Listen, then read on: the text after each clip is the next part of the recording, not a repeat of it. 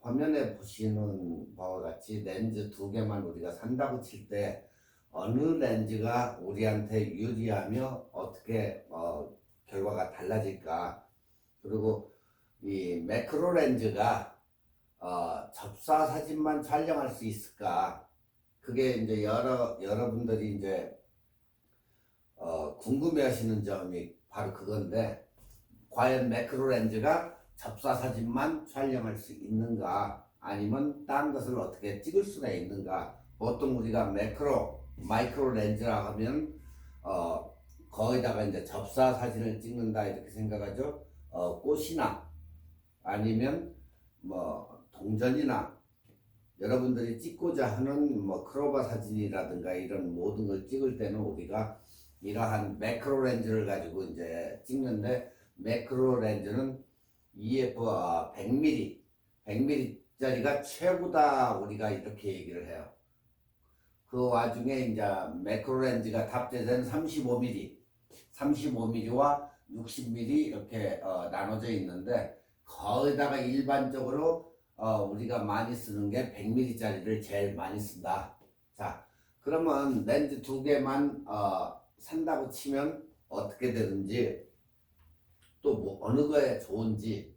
자, 여러분들이 지금 여기 보시는 바와 같이 EFS 렌즈 F2.8 마이크로 IS STM이에요.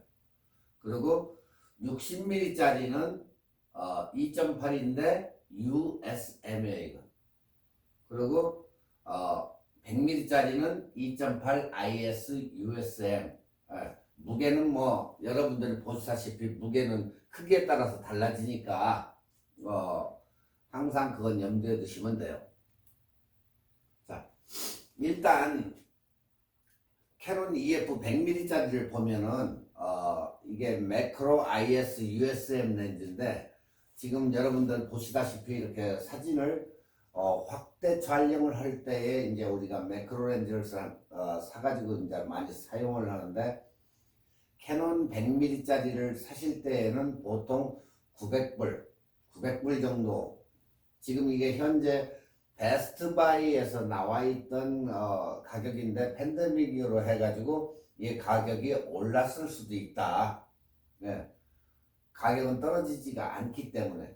그리고 이제 다른 컴퍼니의 100mm짜리는 뭐 200불짜리도 있고, 이렇게 뭐 잘 사면은 599불, 뭐 600불에도 이렇게 살 수가 있고. 근데 렌즈 같은 경우는 가격이 변동사항이 거의 극히 없다는 거. 그리고 28mm짜리, 캐논 EOS M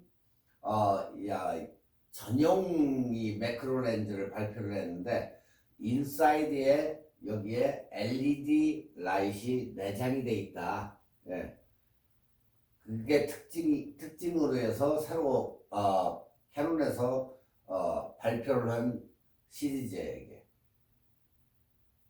자, 그럼 매크로 렌즈는 여러분이 보시다시피 카메라 초점을 피사체에 정말 이렇게 가까이 가져가면 육안으로 보기는 힘든 질감과 형태, 그러니까 질감이나 형태나 이런 거에 따라 가지고 여러분이 깜짝 놀라는 그런 경우가 있어요. 왜 그러냐, 우리가 일반적으로 이렇게 육안으로 봤을 때, 아니면 카메라 다른 렌즈로 봤을 때 보지 못하는 그 질감이나 아니면 그 형태에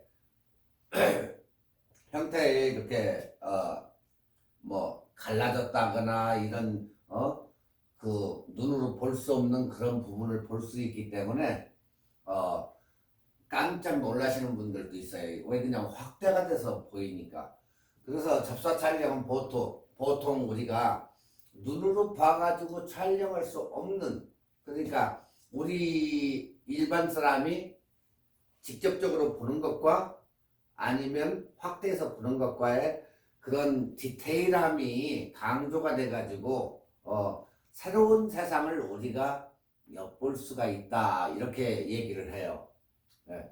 그렇기 때문에 이렇게 찍어보면 거기에 따른 새로운 맛과 즐거움을 선사하기 때문에 이 매크로 렌즈를 이용해 가지고 찍는 분들이 많아요.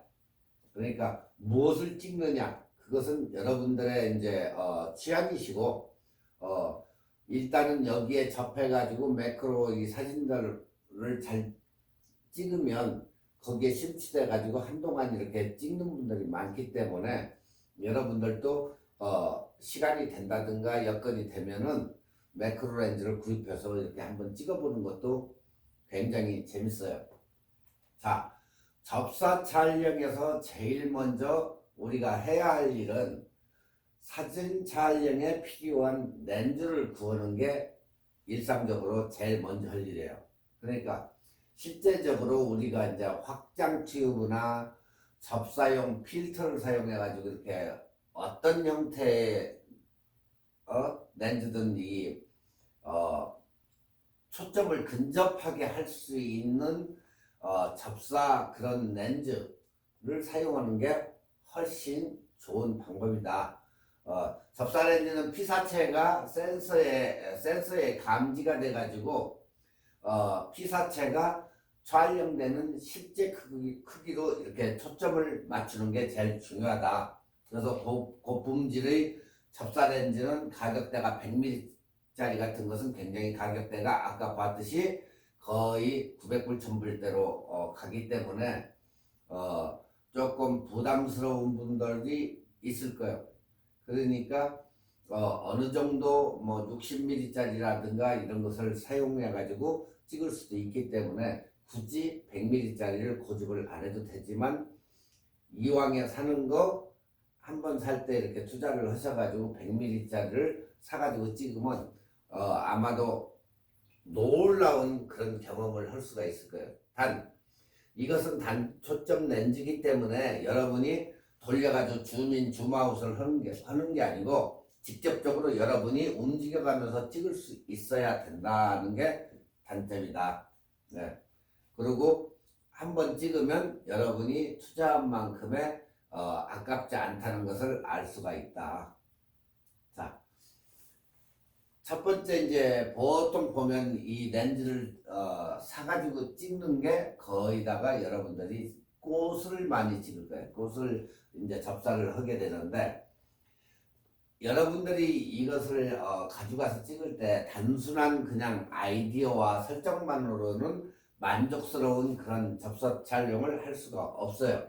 그렇기 때문에 단순한 구성을 사용한다면 자연 그대로 꽃의 섬세한 부분과 디테일 이런 부분이 돋보이지 않기 때문에 뛰어난 접사 촬영을 할 수가 없다. 그러니까 뭐 꽃집이나 잠깐 들어가가지고 찍는다든가 슈퍼마켓이나 사시사철 우리가 이국적인 식물을 찾아서 식물원이나 정원에 이런 국화꽃만 뭐 찍을 수 있는 그런 것보다도 여러분들이 여기 미국 같은 경우는 식물원이 잘 돼 있기 때문에 페사데나 같은 데 가가지고 입장을 해가지고 찍을 수 있는 게 굉장히 많아요.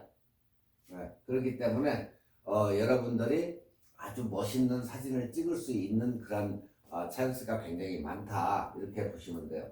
자, 창문 가까이 작업대에 파란색 배경지 놓고 꽃을 그 위에다 이제 올려놓는 거죠. 그리고 초점을 잡기 위해 작은 붓으로 조심스럽게 물 한 방울을 이렇게 중앙 부위에다 물 한 방울 똑 떨어뜨려요. 네. 그러면 꽃을 위에 물방울이 작은 렌즈처럼 아주 예쁘게 이렇게 자리를 잡아가지고 찍은 거예요, 이거.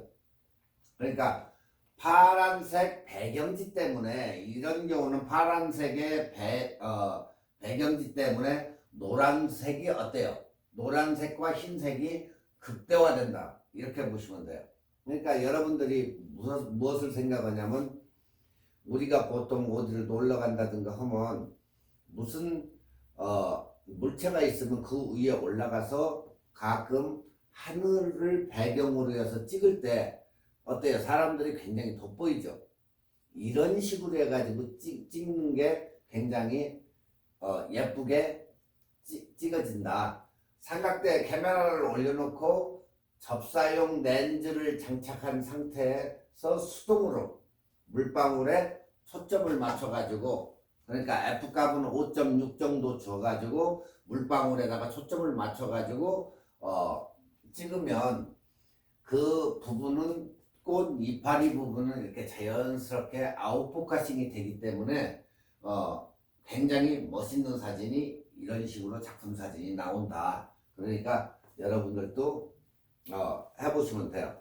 여기에 더 애드 시킨다 보면 여러분이 스프레이 분무기를 준비를 해가지고 스프레이로 뿌려가지고도 큰 도움이 된다. 자, 첫 번째는 우리가 고정을 시켜야 돼요. 꽃을 일단 잘 예쁘게 어느 쪽으로 할 것인가 해가지고 이렇게 이 나무 같은 걸로 해서 고정을 시킨 다음에, 그렇다고 꽃을 뭐 훼손시킨다든가 뭐 꺾어버린다든가 이런 저거는 할 필요 없고 자연 그대로 이렇게 하는데, 일단은 꽃을 고정을 시켜가지고 살짝 고정 같은 뭐 끈 같은 걸로 해서 고정을 시킨 다음에 접사 렌즈로 확대를 해볼 때 접사 촬영은 피사체의 작은 움직임에도 굉장히 민감하게 반응을 하기 때문에 야외에서 꽃의 아랫부분 어느 정도의 부분을 한 10cm 정도 어느 정도 줄기가 나오게 찍어야 되기 때문에 10cm 정도의 단단한 것으로 해서 딱 고정을 시켜준 다음에 가능한 한 꽃의 머리 쪽으로 해서 이렇게 찍으시면 좋아요. 그 다음에 두 번째는 방금 얘기했듯이 이렇게 분무기로 해가지고 품어가지고 자연스러운, 말로 있으면 안 되겠죠? 꽃에다가 분무기로 사용해가지고 이 아침 이슬처럼 이렇게 이슬려진 것처럼 한다든가 해가지고 하나의 포인트를 만들어주면 된다. 꽃사진의 디테일을 한층 더 업그레이드 할 수가 있다. 이렇게 분무기로 해서 스프레이 한 상태로 찍으면. 그러니까 이걸 갖다가 더 디테일하게 찍는다 해가지고 물을 많이 주면 어때요? 물을 많이 주면 오히려 역효과가 나기 때문에 어느 정도껏 이렇게 아침 이슬이 물이 많으면 어떻게 되겠어요? 안 되겠죠? 그렇기 때문에 물을 어느 정도 분사를 한 다음에 망치지 않게 분사해가면서 한 장 한 장 이렇게 찍어가면서 보시면 돼요. 자, 세 번째, 초점을 매크로 렌즈를 사용할 때는 초점을 수동으로 맞춰가지고 매뉴얼로 맞춰가지고 찍는데, 접사 렌즈를 장착한 카메라를 손으로 들면 AF 오로포커싱이 제어가 어려울 수 있으므로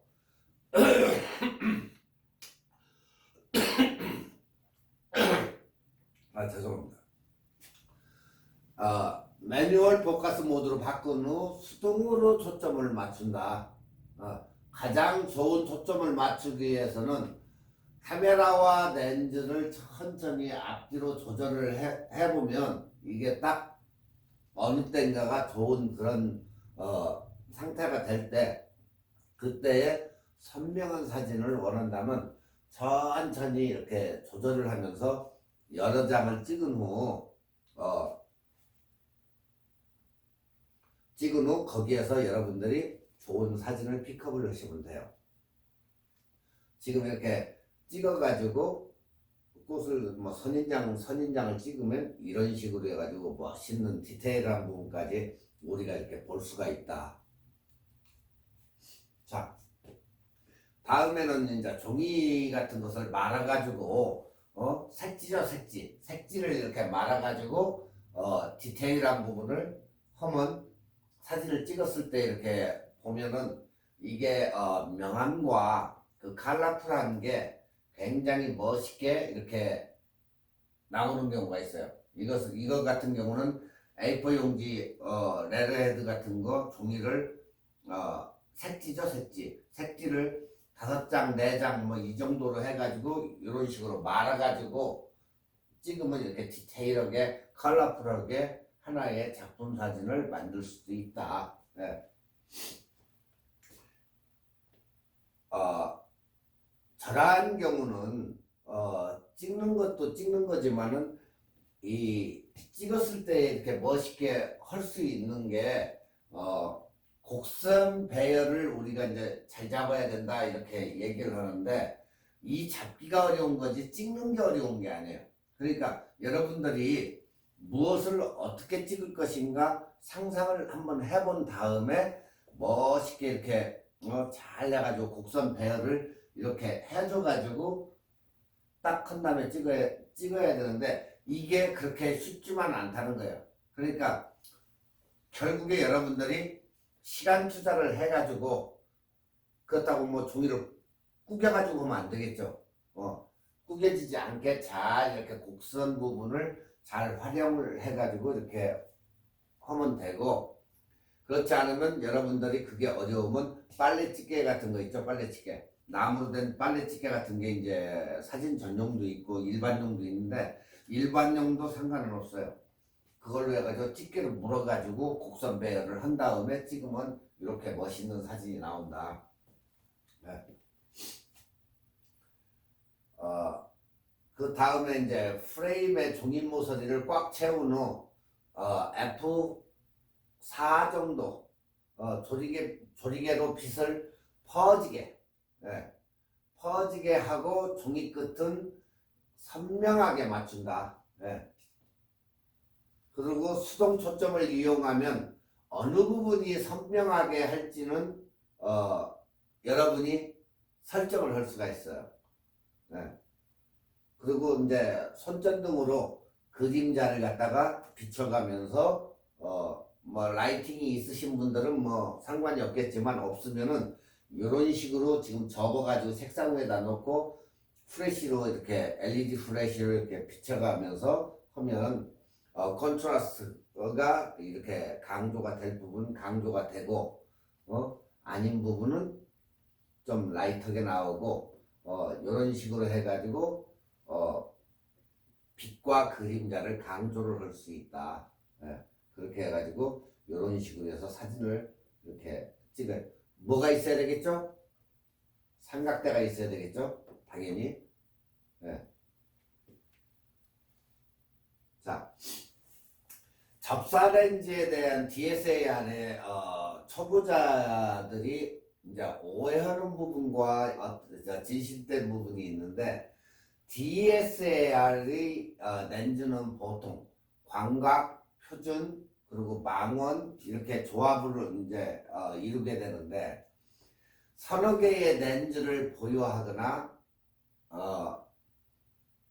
하려고 하는 것이 DSLR의 초보자들의 공통된 관심사다.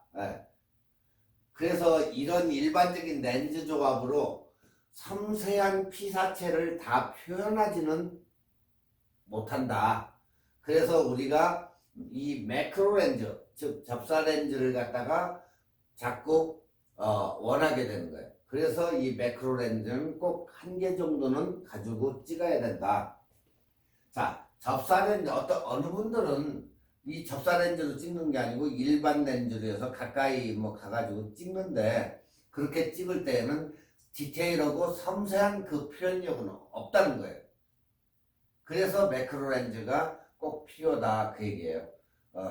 일반 렌즈로는 절대 디테일하고 섬세한 그 표현력이 없기 때문에 여러분들이 찍어도 밋밋한 사진이 나오니까 항상 매크로 렌즈 사가지고 찍어야 된다. 자, 접사 렌즈는 DSLR의 제조사별로 화각의 종류가 다양하다.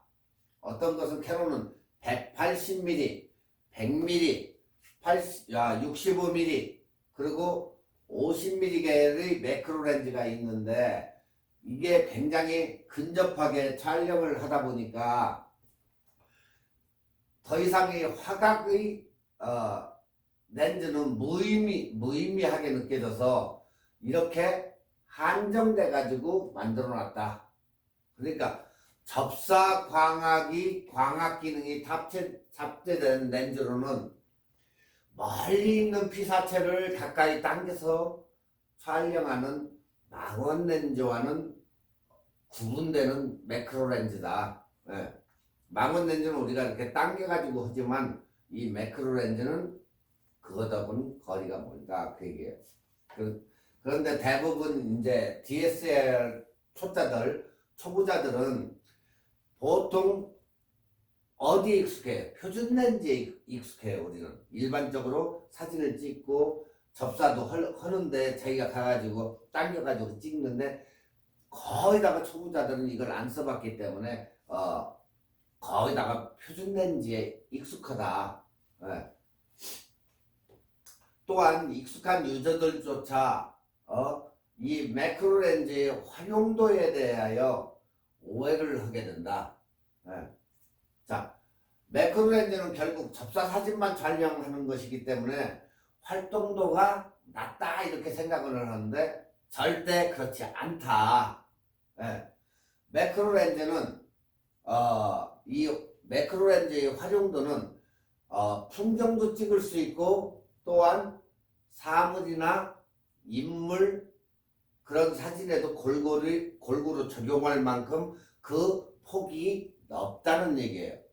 꼭 꽃만 찍느냐? 그건 아니라는 거지. 자, 이걸로 우리가 일반 인물 사진을 못 찍을 것 같아요? 아니죠. 굉장히 잘 찍혀요. 자, 100mm짜리 정도 돼가지고 100mm로 해서 인물 사진을 찍으면 어떻게 나올까? 굉장히 깨끗한 사진을 찍을 수가 있어요. 자, 우리가 이렇게 보면은 매크로 렌즈로 이렇게 찍을 수가 있다. 없지는 않다는 거예요. 네. 근데 보통 일반적으로 이렇게 매크로 렌즈를 가진 사람들은 그냥 100mm짜리이기 때문에 매크로 렌즈니까 인물 사진이나 경치 사진이나 이런 건 못 찍는다 이렇게 많은 사람들이 그렇게 생각하시는데 아니다. 네. 한번 찍어보세요 여러분들. 이렇게 이게 100mm 가지고 다 찍은 사진들인데 절대적으로 매크로만 사용하지 않는다. 네. 그러니까 인물 사진이나 이런 데서는 굉장히 탁월하게 나온다. 네. 그래서 매크로 렌즈도 가능하다는 얘기예요. 자, 일반 표준 렌즈에 없는 접사 광학 기능의 탑재로 근거리 피사체의 표현력이 굉장히 좋다. 네. 아주 우수하게 사진이 나온다. 네. 전 시간에도 얘기했지만 단렌즈에서 이해하셨겠지만 이 매크로 렌즈도 초점 거리가 고정이 되어 있는 렌즈다. 그래서 피사체의 거리에 따라서 촬영자가 직접적으로 가서 찍어야 되고 멀리 떨어져서 찍어야 되고 하는 그런 단점, 그런 번거로움이 있고 그렇지만 반대로 줌 렌즈는 가만히 서가지고 멀리 있는 걸 당겨서 찍고 아니면 줌 아웃 해가지고 찍고 그래서 그 차이가 있다는 얘기예요 이게. 그래서 줌 렌즈가 따라올 수 없는 밝기가 100mm짜리가 엄청 밝겠죠. 그래서 최대 개방 조리개값 같은 게 좋은 화질을 가지고 있다. 이런 점이 전문 사진작가나 이 마니아들은 고전된 화각이라는 단점에도 불구하고 매크로 계열의 렌즈를 많이 사용한다. 전문가라고 해서 안 사용하는 게 아니고 더 많이 사용한다. 그러니까 화각이 뭐 딱 고정은 돼 있지만 굉장히 사진이 클리어하고 굉장히 멋있게 나온다. 디테일하게도. 그래서 일반적인 사진들도 이렇게 찍을 수가 있다. 그러니까 못 찍는다는 그런 오해는 버려라 그 얘기예요. 그러니까 결국에는 접사 사진만 촬영이 가능하다는 그런 생각은 버리라는 얘기예요. 예. 그리고 이 렌즈는 주어진 화각에서는 인물, 풍경에도 굉장히 안성맞춤으로 잘 찍힌다. 예. 오히려 렌즈의 성능이 굉장히 선명도가 우수하기 때문에 사진의 퀄리티, 여러분들이 일반 렌즈로 찍던 그 퀄리티 버전은 매크로 렌즈의 렌즈가 성능이 우수하기 때문에 선명도나 이런 게 굉장히 퀄리티가 좋은 사진이 나온다는 거예요. 네. 그러니까 여러분들이 기존에 찍던 그런 사진이었다면 이 매크로 렌즈 100mm짜리 찍었을 때는 그 선명도가 다르기 때문에 사진의 질을 한 단계 업그레이드 시켜준다 이렇게 보시면 돼요. 네. 자, 다른 작품들은 뷰티프림이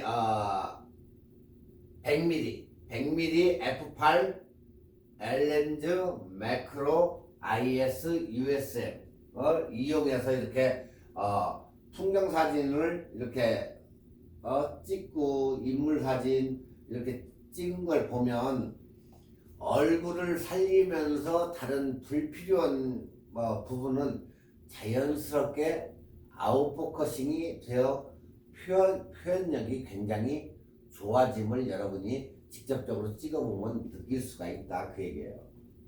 자, 여기서 우리가 이렇게 사진을 찍다 보면 렌즈를 꼭 2개만 사야 된다.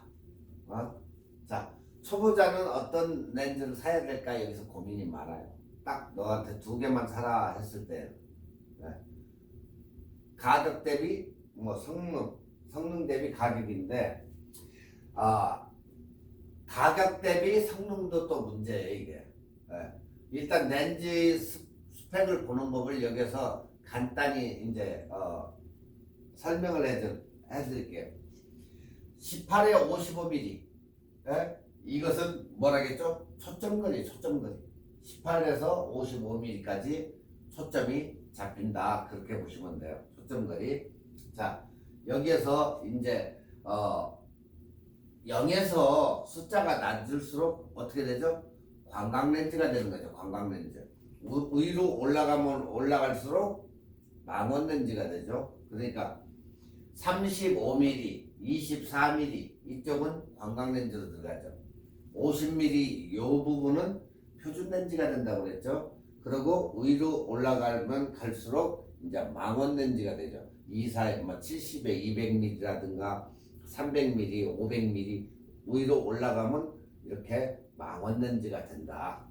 낮을수록 관광렌즈가 되고 이건 여러분이 처음 시간에 배웠기 때문에 다들 인지하고 계실 거예요. 네. 자, 우리가 이제 풀프레임으로 환산을 기준해서 보면 18에 55mm. 자, 보세요. 이 차트표를 보면 광각 구간은 35mm 이하예요. 35mm 이하. 그리고 표준 구간은 50mm에서 75mm. 여기에 85mm도 끼기는 하는데 약간의 중기가 있는 망원 렌즈로 들어간다. 85mm 인물 사진용 렌즈도. 네. 그리고 이제 그 이상 것은 다 넘어가는 것은 70mm 이상은 망원 렌즈로 분류를 한다. 그러니까 인물 렌즈 85mm 최고의 좋은 렌즈도 일단은 망원 렌즈로 들어간다는 거야. 단렌즈지만. 네. 자, 여기에서 우리가 크롬용 렌즈라고 치면은 그러니까 여러분들이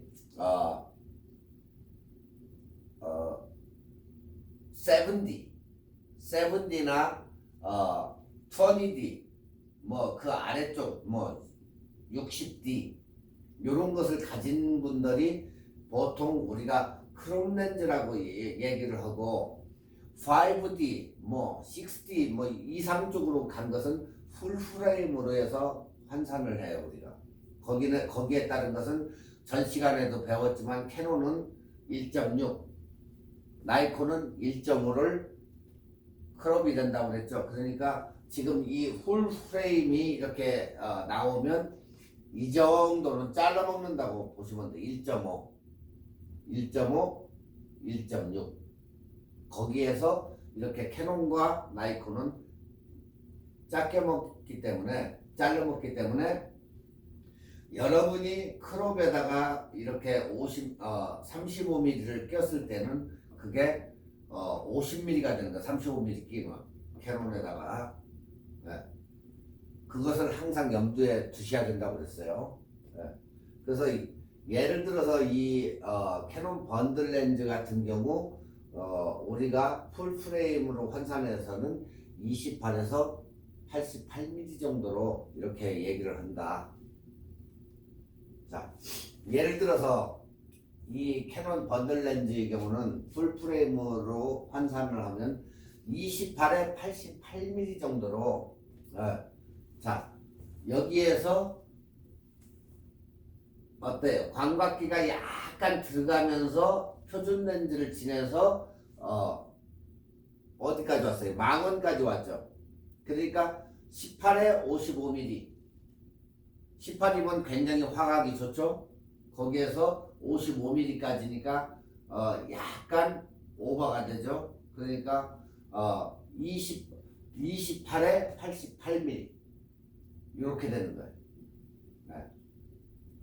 그러니까 우리가 이렇게 봤을 때 표준을 중심으로 광각 조금, 망원 조금 해가지고 이 정도로 되니까 렌즈를 선호를 한다 이렇게 생각하시면 돼요.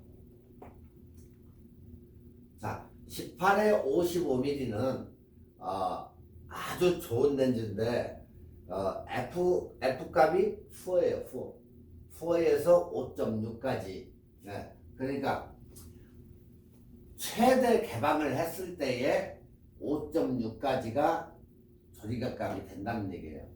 자, 숫자가 낮을수록 조리개가 더 크게 열리고 빛을 많이 받아들일 수 있으면서 아웃포커싱이 잘 된다. 뭐 하면 숫자가 낮을수록. 다시 한번 보세요. 뒤쪽은 최대 개방 조리개값이에요. 이건. 자, 숫자가 낮을수록 조리개가 더 크게 열리고 빛을 더 많이 받아들여서 뭐가 잘 된다? 아웃포커싱이 잘 된다. 그러니까 24에 70mm보다 숫자가 낮기 때문에 얘는 아웃포커싱이 더 잘 된다 이렇게 보시면 돼요. 그래서 이런 번즐 렌즈들은 18mm일 때 F4까지 열린다는 얘기다 이게. 자, 18mm일 때는 F4까지 열린다. 55mm일 때는 5.6까지 열린다. 아시겠죠? 지금 아래 차트를 보면 그 5.6이 있죠. 5.6. 18mm일 때는 4.0이 되는데 55mm가 될 때에는 F값이 5.6까지 열리는 렌즈다 이 얘기예요. 지금 여기가 F4와 5.6이. 자, 여기에 차트에 보시면 4.0일 때 18mm 이 앞에 18mm가 4.0이 되고 여기 55mm는 5.6이 된다는 그 얘기다. 그러니까 18 F4 55 5.6 이런 식으로 그 얘기다. 렌즈가 그렇게 개방이 된다는 얘기예요. 자, 흔히 우리가 이제 딴 생각을 하는 게 F4부터 F5 5.6까지는 그렇게 열린다 그런 뜻이 아니에요.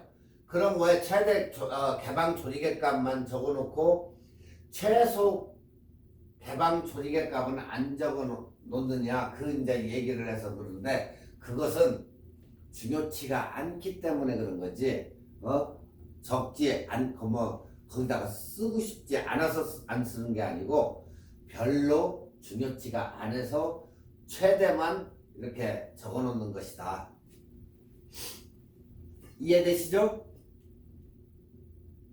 자, 예를 들어서 55mm일 때 5.6까지 열리고 F가 32까지 작아져서 조리개를 확 조였더니 이렇게 작게 만들 수는 있다.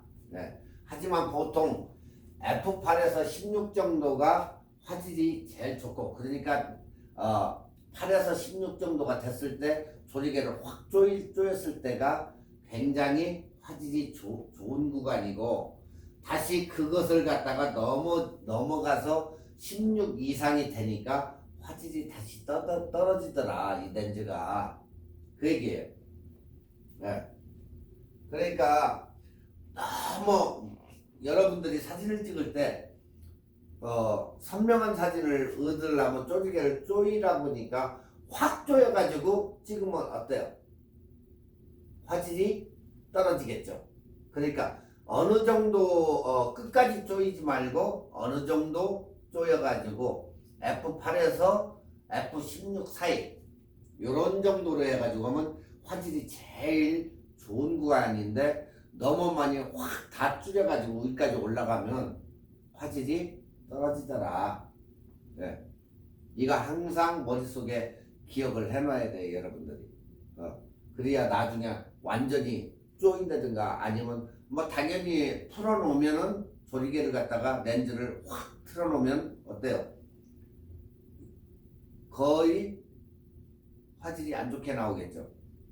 근데 반대로 너무 또 쪼여가지고 빛이 조금 들게 해놓으니까 조리개를 갖다가 굉장히 쪼이면 사진이 잘 나오지, 그 생각만 가지고 와서 확 쪼여놓으니까 그 위로 16 이상이 딱 가니까 다시 화질이 떨어지더라는 얘기예요. 그래서 항상 8에서 16 사이가 화질이 제일 좋게 잘 나오더라, 그 얘기예요. 자, 이렇게 초점거리마다 최대 개방 조리개 값이 이렇게 바뀌는 것을 이제 봤는데, 18에 55mm f4 5.6 이런 것을 갖다가 우리가 가변 조리개라고 한다. 가변 조리개. 항상 이렇게 조리개가 값이 변한다. 그리고 모든 초점거리에 최대 개방 조리개 값이 일정한 렌즈도 있다. 네. 24에 105mm인데 24에 105mm F값이 4인데 고정 렌즈 조리개라고 우리가 그렇게 불러요. 네. 이건 렌즈가 일정해요. 네. 24에 105mm. 저도 이거 하나 가지고 쓰고 있는데, 저것은 고정조리개.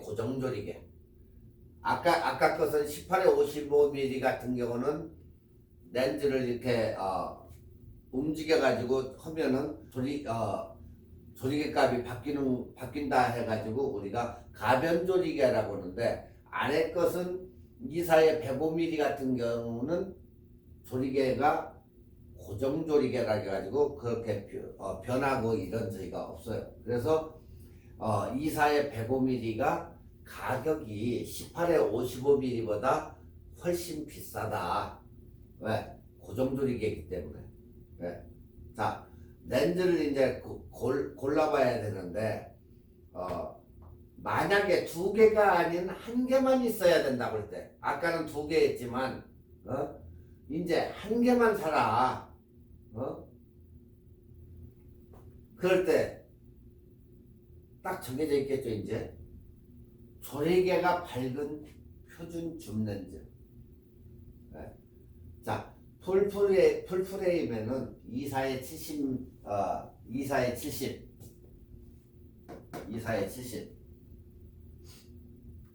그리고 소니도 24에 70 2.8. 이게 거의 180에서 200만 원 정도 가요. 그리고 저건 풀프레임용이에요. 자, 이쪽으로 넘어와서 크롭바디 쓰시는 분들은 17에 55mm f 2.8 100만 원 정도. 그리고 소니 같은 경우는 16에 55 2.8 이것은 120만원 뭐 130만원 그 정도. 그러니까 거의다가 이것도 꽤 되죠 돈은. 그러니까 여러분이 풀프레임이냐 아니면 크롭바디냐에 따라 가지고 여기에서 이제 적었는데 보통 한 개만 사라 했을 때는 화각도 좋고 줌도 약간 들어가고 한 2사에 70mm를 거의 다 많이 사요. 네. 저 같은 경우도 풀프레임 크롭바디 예전에 쓸 때 2사에 70mm를 사가지고 써가지고 지금도 가지고 잘 써요. 네. 그렇기 때문에 여러분들은 크롭바디라면은 17에 55mm. 왜?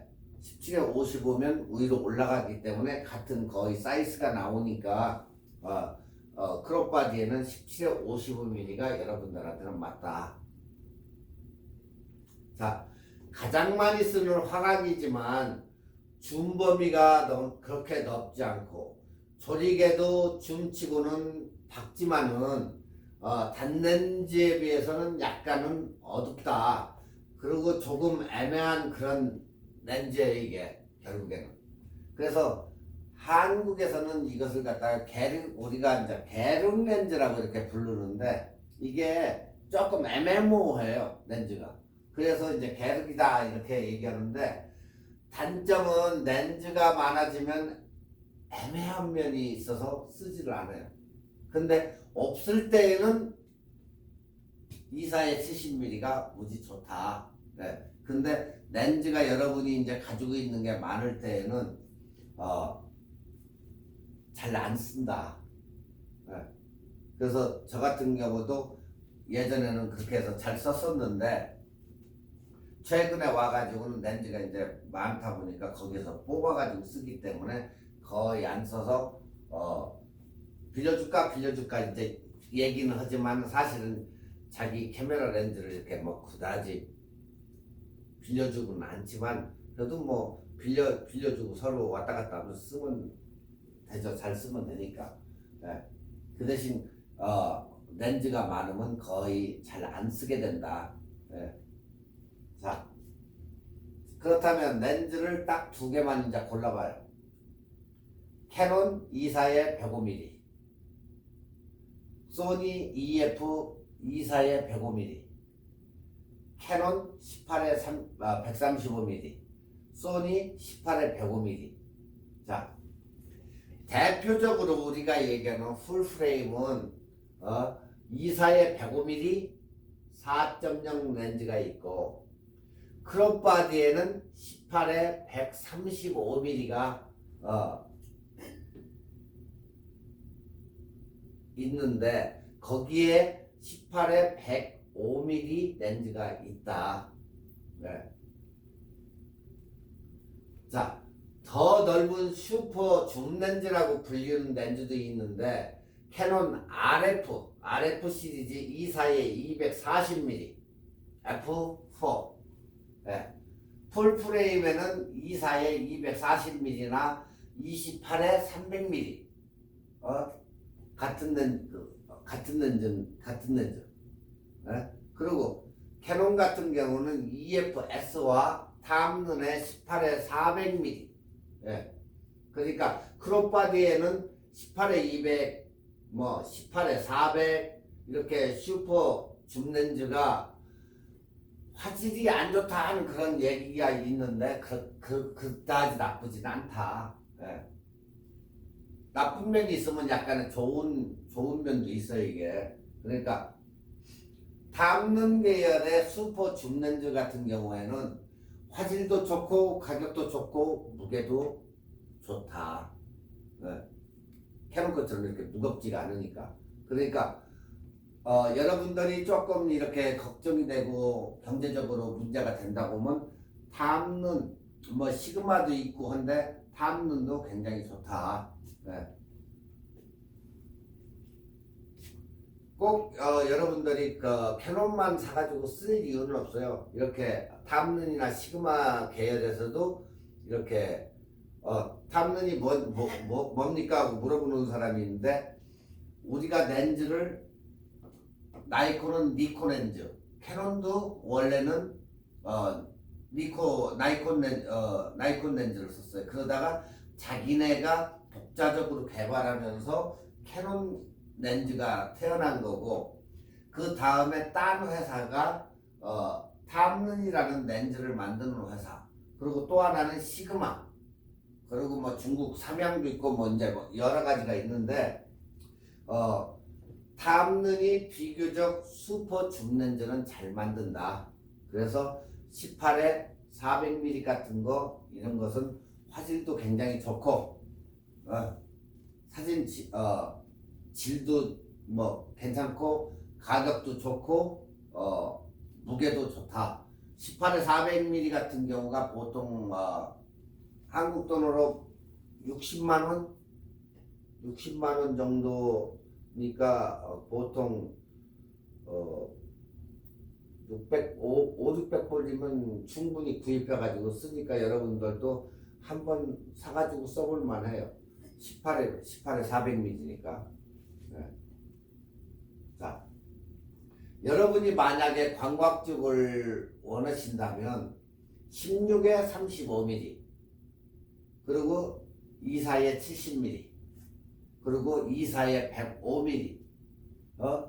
근데 유저들은, 일반 사람들은 뭘 많이 쓰냐면 24에 105mm를 더 많이 써요.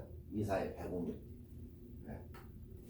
저 같은 경우도 그냥 24에 렌즈 가지고 이렇게 다니기가 귀찮으니까 거기다가 24에 105mm를 아예 장착을 해가지고 그걸 가지고 다니면서 쓰는데 화학도 좋고, 쓰는데 아무 불편이 없어요. 저거 하나면 그냥 가지고 다니면서 뭐 이것저것, 그러니까 전문적으로 찍지 않고 그냥 일반적으로 렌즈 하나만 들고 다니면서 찍는다 할 때는 24에 105mm가 굉장히 써보니까 좋더라. 자, 1. 줌 범위가 넓은 렌즈. 2. 대구경 단렌즈.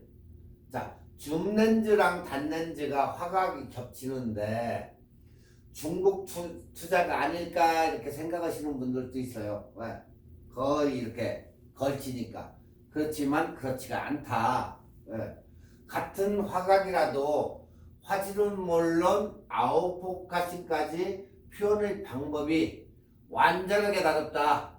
그러니까 아웃포커싱이 잘 되고 하나는 좀 덜 되고 이런 문제가 있기 때문에 이 렌즈마다 특성이 있기 때문에 그게 다르다. 그래서 단렌즈 하나쯤은 꼭 챙겨가지고 다니시는 게 좋고, 그걸 갖다가 다시 말하면 조리개는 약간 어둡겠지만 줌 범위가 넓은 렌즈의 조리개가 밝은 대구경 렌즈, 이렇게 두 개를 구비해 가지고 용도에 맞게 쓰시면 아주 용이하게 쓸 수가 있다.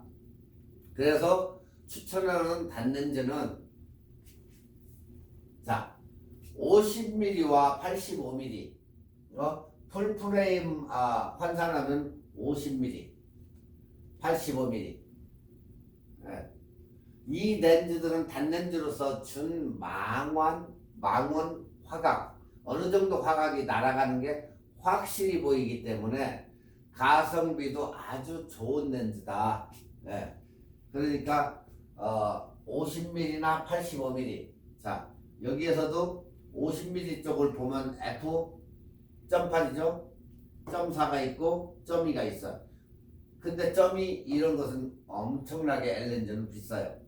그리고 85mm, 50mm 크롭 기준이에요. 여기는 1.8, 1.4, 1.2 이런 식으로 해가지고 있는데, 50mm와 85mm 모두 제조사에서 우리가 0.8, 0.4 이렇게 출시 중이고, 캐논 같은 경우는 F1.2 조리개로도 나온다. 그 대신 가격이 엄청 비싸다. 반대로 크롭바디라고 하면 30mm나 50mm, 그리고 혹은 56mm 그 렌즈를 추천을 드린다. 자, 그러니까 여러분이 두 개를 산다고 하면 하나는 이 아래쪽 렌즈를 가져야 된다. 자, 여러분이 가진 게 풀프레임 환산했을 때는 50mm나 85mm가 그 둘 중에 좋고, 크롭바디라고 치면은 이렇게 50mm, 85mm 해가지고 여기에서 하나를 고르시면 된다. 네, 그 얘기예요. 자, 30mm에는 대표적으로 시그마, 아까 담는 얘기했죠? 이건 딱 시그마라는 회사인데, 우리가 뭐 35mm는 한국에서 뭐 은어로 삼식이 이제 그렇게 얘기하는데, 여기에는 F.8은 없고 저기 F.4가 있어. 점사. 시그마 회사 거 이게 있으니까 여러분들이 초이스해서 쓰시면 될 것 같아요. 자, 캐논 EFM에는 32mm 점사가 있어요. 32mm에는. 그리고 소니 같은 경우는 35mm에 점팔이 이렇게 있는데, 소니 렌즈는 가성비가 아주 엄청나게 우수해요. 그렇기 때문에 이건 크롭 기준이에요. 풀바디 기준이 아니고. 그렇기 때문에 50mm짜리 소니나 캐논은 0.4짜리를 쓰시면 된다. 이렇게 얘기를 해줬는데, 내 개인 생각이지만은 이것은 사용자의 개개인의 선택사항에 따라서 이게 달라진다. 그게 무슨 소리냐? 결혼식장이나 단체 행사장에서 시간에 따라 가지고 렌즈를 바꿀 수가 없어요. 지금 행사를 막 하고 있는데 그거 가가지고 바꿔 끼고 이게 거의 안 돼요. 카메라를 두 대를 가지고 하나가 작은 게 끼워져 있고 하나가 뭐 줌 렌즈로 껴가지고 이렇게 같이 이렇게 가지고 다닐 때는 몰라도, 결혼식장이나 단체 뭐 행사를 하고 있는 와중에 그것을 갖다가 바꾼다?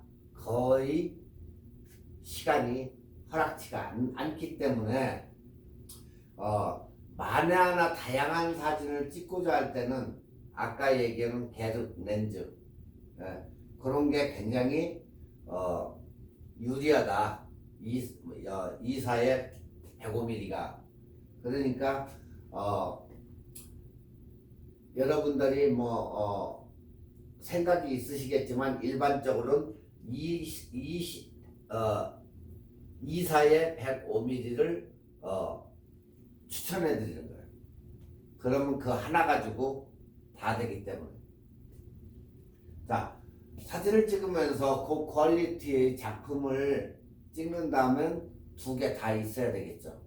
그렇지만 일반적으로 여러분들이 그냥 찍는다고 치면 그다지 그렇게 고퀄리티의 사진이 필요 없으신 분들은 그냥 일반적으로 하나만 사셔도 아무 이상이 없다. 단 여러분들의 재정에 따라 가지고 이게 바뀌기 때문에 여러분들이 선택은 여러분들의 몫이다. 그렇게 판단이 돼요. 자, 여기까지 이제 렌즈에 대해서 두 개만 살 때 어떤가 그건 이제 알아봤고, 다음에는 R5하고 R6 얘기를 해드리겠어요. 지금 EOS R5하고 EOS R6가 지금 현재 시중에 나와서 이제 저거 판매가 되고 있는데, 이 렌즈는 비디오 찍는 사람들한테 굉장히 적합한 사진이에요. 일반 사진도 뭐 찍히겠지만 일단은 유튜브 유저나 이런 분들한테 굉장히 유리한 R5와 R6 카메라가 있다. 자, 이게 최근에 이제 신작이라고 해가지고 R5, R6 이제 뭐 나와가지고 있는데 이거에 대해서 잠깐 짚고 다음 파트로 넘어갈게요. 일단 우리가 사진을 하는 사람들은 새로운 카메라가 이렇게 나오면 한층 부풀어져 가지고 그 기대 뭔가가 어떻게 달라졌을까 하고 설렘 반 기대 반이에요. 하지만 어떤 때에는 카메라가 굉장히 좋게도 나오지만 어떨 때는 야 이거 아니다 싶게 그런 카메라들이 나와서 실패작이 되기도 해요. 그런데 이번에 새로 나온 R5하고 R6는 어떤지 R5하고 R6는 영상에 집중한 그런 카메라다. 그러니까 여러분들이 결혼식이라든가 뭐 이런 걸 찍을 때 거기에 맞춰가지고 굉장히 특화된 그런 카메라라는 거예요. 사진도 뭐 찍으면 되겠지만은 일단은 이 카메라는 사진보다 영상에 치중한 카메라다. 그러니까 사진만을 여러분들이 앞으로 전문적으로 한다 보면 하면 되겠어요? 안 되겠어요? 안 된다는 거예요. 추천을 안 해요. 하지만 유튜브 영상이나 이 영상에 몰두하시는 분들, 앞으로 영상만을 고집하시는 분들은 예전에는 그 70 이상급, 그러니까 풀프레임 마크 5나 이런 걸로 많이 찍었는데 5D로 해서 굉장히 많이 찍었어요, 영상을. 그러다 보니까 이 제조사에서 이 R5하고 R6를 만들어낸 것 같아요. 거기에서 그래서 영상에 굉장히 치중했기 때문에 사진을 전문으로 한다든가 하는 사람한테는 이것은 절대 추천을 하고 싶은 그런 카메라는 아니다. 네. 자, 일단 캐논은 1세대 풀프레임인 EOS RP라는 게 있고 EOS R이라는 게 두 가지가 이렇게 있어요. 영상 쪽은 가장 약한 캐논 미러리스 1세대. 네. 1세대 이렇게 풀프레임이 두 개가 나왔어요. 근데 이때까지만 해도 소니가 영상 쪽에는 굉장히 강자였어요. 옛날에 뭐 소니의 717, 707 이런 걸 써보신 분들은 많이 그것을 찍어보셨을 거예요, 영상을. 그때만 해도 굉장히 소니가 강자였어요. 근데 캐논 같은 경우는 거의 영상 쪽은 거리가 멀어가지고 그냥 사진만 주로 이렇게 했었어요. 그러다가 신통치가 않았는지 언젠가부터 실내 영상 제품인 캐논이 그렇게 신경을 안 썼는데 갑자기 어느 날 영상 쪽에 약간 치중을 해가지고 이렇게 나와요. 그래서 최근에 월간 EOS R 지면을 통해 가지고 지속적으로 이렇게 발표하면서 영상 쪽으로 스펙이 이제 발표되는 걸 우리가 이렇게 많이 봐왔어요. 한참 뜸들이다가 새로 나왔는데 그게 R5였고 그 다음에 R6가 등장을 했다. 여기서는 장사꾼 속셈이 이제 등장을 하는 거예요. 자, R5는 8K. 여기에 이제 문제가 있는 거예요.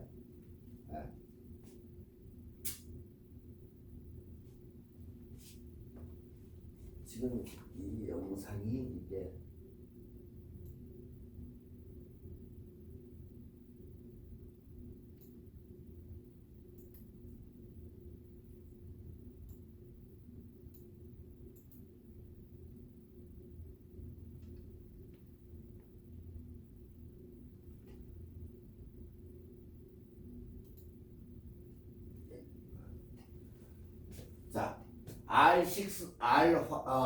R5는 8K를 지원하는데 약 4,500만 화소이고 R6는 4K를 지원하는데 200만 화소. 네. 어때요? 화소수가 확실히 틀려지죠? 네. 그리고 여기에서는 8K를 지원하는데 여기는 4K만 지원하는 거야. 이게 이제 팔아먹기 위한 수작인데 일단은 5D와 6는 컨셉 자체가 다른 이런 카메라다. 네. 하지만 이 유저들은 이 카메라에 굉장히 열광을 해요. 첫 번째, 카메라의 성능과 기능 때문에 그래요. 이게 시네마 카메라를 넘보는 미러레스라는 점이에요. 이게 미러레스. 그냥 일반 저희가 아니고 보면서 찍을 수 있는 카메라이기 때문에 굉장히 선호하고 몇 천만 원 호가하는 카메라의 성능을 능가한다. 이게 그래 바로 그게 뭐냐? 8K를 지원한다. 8K를 지원한다는 것은 엄청난 거예요. 엄청난 거 이거. 네. 또 일반적으로 8K가 아닌 전문가들이 찍는 RAW를 내장을 지원해 가지고 한다. 그래서 현존하는 미러레스 카메라의 최강자다. 또한 사진은 45메가픽셀을 지원하고 4K에서는 120프레임을 슬로모션 녹화도 지원을 한다. 그러면 들을 건 다 들어있어요. 그러니까 엄청난 가격, 몇천만 원씩 가는 비디오 카메라보다 얘가 낫다는 얘기죠.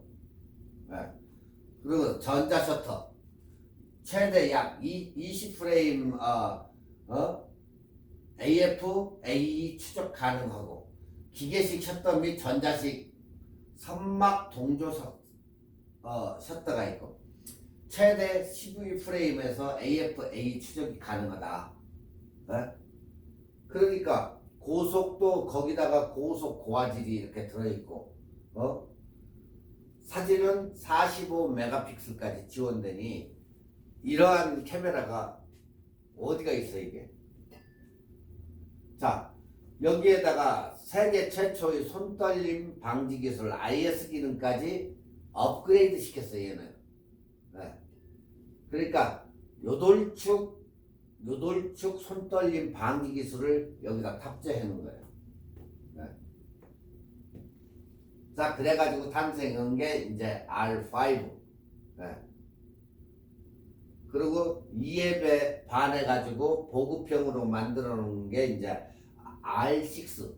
보급형은 일단 네가 써보고 저렇게 R5를 사라. 그 얘기야 이게. 그래서 R6가 보급형이 나왔는데 이것도 아주 기가 막힌 것을 탑재해 놨어요. 여기도 5.1K 오버샘플링으로 해서 고화질 4K까지 동영상이 녹화가 가능하고 10비트 촬영 기능, A축, IBIS 손떨림 기능, 여기도 결국에 IS. 그 대신 사진은 20메가픽셀. 아까하고 틀리죠? 아까는 45메가픽셀인데 그리고 여기는 고성능 연사 기능, 골프 칠 때 탁탁탁탁 찍히는 것처럼 연사 기능을 갖다가 여기다 또 넣어놓은 거예요. 자, 근데도 이렇게 나왔는데도 안 사요? 그렇지만 이렇게 좋은 스펙을 가졌으면서도 사진을 전문으로 하는 사람한테는 안 맞다. 단 영상을 전문으로 하는 사람은 무조건 사야 된다. 영상을 전문으로 하는 사람들은 카메라 R5가 엄청나게 좋다. 근데 R5가 너무 비싸다 생각되시는 분은 R6 보급형으로 해서 가서 사면 된다. 왜? 4K 지원을 해주기 때문에, 그리고 사진 픽셀은 낮지만은 고성능 연사 기능이 있기 때문에 굉장히 쓸모가 있다. 자, 여기에서 이제 이런 기능들을 봤을 때 현존하는 미러레스 카메라에서는 최강자로 나왔다. 예. 캐논 카메라는 필름 카메라 시대부터 DSLR 시대까지 최고의 왕좌를 군림을 했어요. 예. 그래서 거기다가 여러분들이 이렇게 카메라 가지고 다니시는 분들 이렇게 보시면 거기다가 캐논 카메라를 선호해서 많이들 가지고 다니시는 이유 또한 그거예요. 그래서 또한 이 캐논이 카메라의 모든 혁신과 발전에 혁혁한 공을 세웠다고 해도 과언은 아니에요. 예. 일단은 대중화를 이끈 이 카메라 회사가 역시 캐논이다. 예. 그래서 요즘에 와서는 1인 영상 시대의 서막을 알린 캐논 5D 마크 2, 옛날 그러니까 5D를 가지고 계신 분들은 바로 영상 1세대 1인 영상 시대를 이제 뭐 한동안 방송국에서도 5D로 해서 영상을 찍었어요. 그 당시에 마크 2로. 네. 그래서 대중화의 실현을 구현했죠, 캐논이. 그래서 캐논은 어떻게 생각하냐? 급을 나누는 선택을 사양을 해요. 이제 카메라마다 급을 지정을 해서 옵션을 갖다가 이제 분할을 하는 거야. 너는 이거, 너는 이거 이런 식으로 해가지고 이제 자등을 둬 가지고 카메라마다 그렇게 해서 분할을 시켰던 거예요. 그래서 이제 쓰는 사람들은 캐논을 버리고 그렇게 해서 하다 보니까 소니로 이제 넘어가는 거예요. 왜? 옵션을 갖다 다 분할시켜가지고 카메라를 조각조각 만들어 놓다 보니까 어디로 가냐? 소니로 간다. 소니로. 그렇게 해서 캐논이 시장을 밀리다가 2020년 4월 달에 R5가 이제 나와요. 네. 왜 그러냐면 옵션 좋게 하다가 옵션을 갖다가 잘라가지고 하다 보니까 에이 차라리 저 소니 쓰는 게 낫지 해가지고 소니도 굉장히 강자예요. 근데 소니로 사람들이 가보다 보니까 영상 쪽에는 굉장히 떨어지걸라게 그러니까 캐논에서는 R5를 딱 신제품을 만들어 가지고 딱 내놨어요. 그랬더니 예상외로 유저들이 어때요? 다시 캐논으로 넘어가죠. 이때 소비자들은 R5하고 R6를 연거푸 이렇게 캐논이 가지고 나오니까 이거 완전 신무기예요. 신무기. 이렇게 신무기를 만들어 가지고 딱 발표를 하니까 소니가 가만히 있겠어요? 또 소니가 딱 자기네도 신작을 발표해버려요. 네. 뭐 유저들이야 뭐 좋지. 이쪽 저쪽에서 이렇게 나오면. 그래서 소니도 새로운 신작을 발표를 하게 된 거예요. 얘는. 그러니까 여러분도 영상에 관심이 있다. 그렇게 하시는 분들은 보급형 R6로 가던 뭐 아니면 완전체인 R5로 가던 그 두 개의 카메라가 영상 쪽에는 최강자이기 때문에 그쪽을 한번 쳐다봄직도 좋다 그 얘기예요. 자, 여기서 R5에 이게 2년 전 아니죠. 그렇지. 2년 전 가격인데 2년 전에 뉴욕에 있는 B&H에서 나온 가격인데 그 당시에 R5 미러레스 디지털 카메라 해가지고 4,000불에 나왔어요.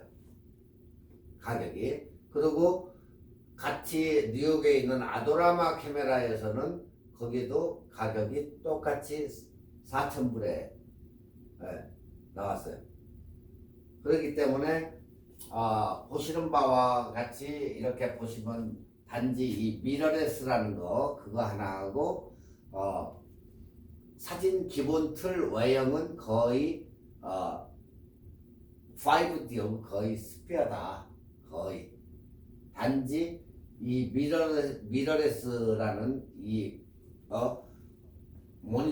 모니터 요 부분만 이렇게 틀리게 만들어 놓고 거기다가 거의 똑같죠. 5D하고 이런 식으로 해가지고 간편하면서도 이렇게 쉽게 만들어 놨다. 자, 거기에 따라 가지고 이제 메모리 399불 뭐 이거저거 이제 사면은 이제 가격이 기하급수적으로 올라가는데 마이크 사야죠. 또 저기 크레인 사야죠. 이 찍는 크레인. 그러다 보니까 이 가격이 만만치가 않아요. 그래서 어떤 분들은 보급형으로 가자 해가지고 조금 아래로 떨어뜨려가지고 오는데 이것도 약 2,500불대. 카메라는 거의 R5나 R6나 똑같아요. 근데 이제 옵션에 따라 가지고 달라지고 하기 때문에 거의 이렇게 스펙을 보시면 거의 똑같은데 8K를 지원하냐 4K를 지원하냐 여기에서 틀려지는 거예요.